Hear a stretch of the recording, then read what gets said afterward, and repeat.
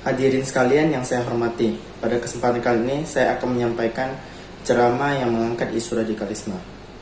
Radikalisme adalah istilah yang digunakan pada akhir abad ke-18 untuk pendukung gerakan radikal.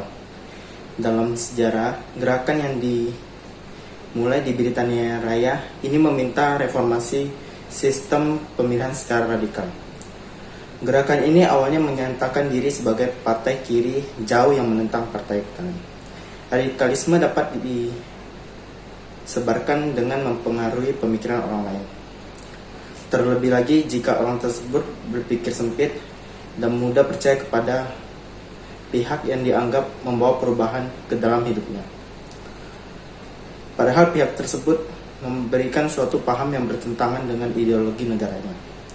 Biasanya orang yang menjadi korban dari penyebaran ideologi radikalisme ada anak-anak yang masih labil atau belum bisa menentukan hal baik dan buruk secara menyeluruh, atau orang-orang yang berada di pedalaman yang kurang mendapatkan edukasi tentang isu radikalisme. Seperti yang kita ketahui, banyak dampak buruk yang dibawa radikalisme.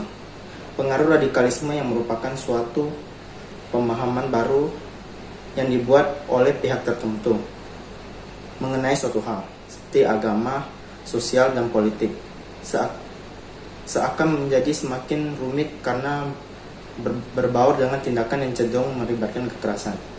Berbagai tindakan teror yang tak jarang memakan korban jiwa seakan menjadi cara dan senjata utama bagi pelaku paham radikal dan menyampaikan pemahaman mereka dalam upaya untuk mencapai suatu perubahan. Berbagai propaganda paham radikal masih terlihat di beberapa tempat, seperti pengaruh perguruan tinggi, masjid, organisasi masyarakat, dan bahkan dalam lingkup pemerintah pun sekarang sudah memasuki wilayahnya. Radikalisme adalah sebuah isu yang sudah sering kita hadapi dalam berbagai kejadian yang sudah kita hadapi. Saya harap kita bisa sadar bahwa radikalisme adalah sebuah pemikiran yang berbahaya. Mereka berusaha sekeras mungkin dan rela mengorbankan beberapa hal untuk tujuan yang mereka anggap benar. Tak jarang mereka menggunakan kekerasan untuk membungkam dan menghancurkan pemahaman yang beroposisi dari pemahaman yang mereka anut. Maka dari itu, saya tegaskan sekali lagi, kita harus melawan isu radikalisme untuk mempertahankan kesatuan dan keutuhan bangsa kita ini. Jangan sampai negara kesatuan yang sudah kita perjuangkan sejak lama terpecah karena paham-paham yang bisa membuat kita menjadi saling bermusuhan dan saling tidak percaya lagi. Ada beberapa cara untuk melawan radikalisme. Yang pertama, memperkenalkan ilmu pengetahuan dengan baik dan benar.